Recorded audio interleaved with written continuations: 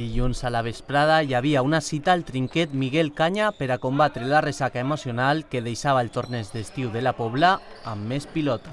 S'enfrontaren el trio format pel guanyador del torneig de joves, Vicent, Jesús i Monraval II, davant la poderosa parella formada per Salva i Salva Palau.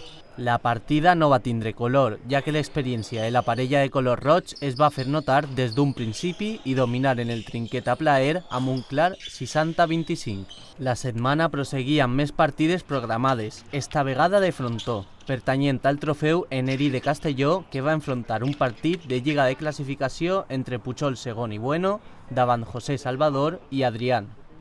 Els de roig havien de guanyar i esperar que l'altra partida que s'estava disputant al frontó de Dénia finalitzara amb victòria de Genovés II i Salva Palau. Ha hagut una partida bonica per a l'espectador perquè al principi se n'hem anat nosaltres en el marcador d'un avantatge de 15-20 punts, que això en el frontó és prou inusual. No obstant això, l'equip de José Salvador i Adrián de quart han anat agafant ritme i han arribat a ficar-se a menys de 10 punts en la recta final. Ahir nosaltres hem sabut acabar la partida gràcies a Javier davant, que ha rematat uns 15 hem pogut guanyar. Ara estem a l'espera de la partida que juguen de la Vega i Guillermo contra Salva Palau i Genovés i estem a l'espera dels resultats. Si el resultat és favorable a Genovés i Salva Palau, encara tenim opcions de passar a la gran final. Puta mare, tio. Moltes gràcies. A tu.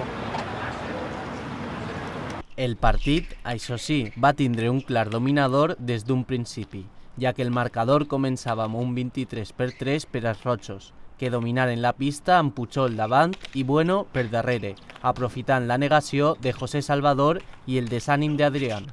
Malgrat que encara estaven per l'equador del marcador, els de blau començaren de nou, retallant distàncies i aprofitant la fatiga acumulada en Pujol després dels llaç pilotejos plantejats per la parella contrària. Al cap i a la fi, els rojos derrotaren per un confortable 41-29, encara que la victòria no es va fer servir per a molt, ja que de la Vega i Guillermo doblegaren els seus rivals a la capital de la Marina Alta i aconseguiren el segon bitllet per a la final.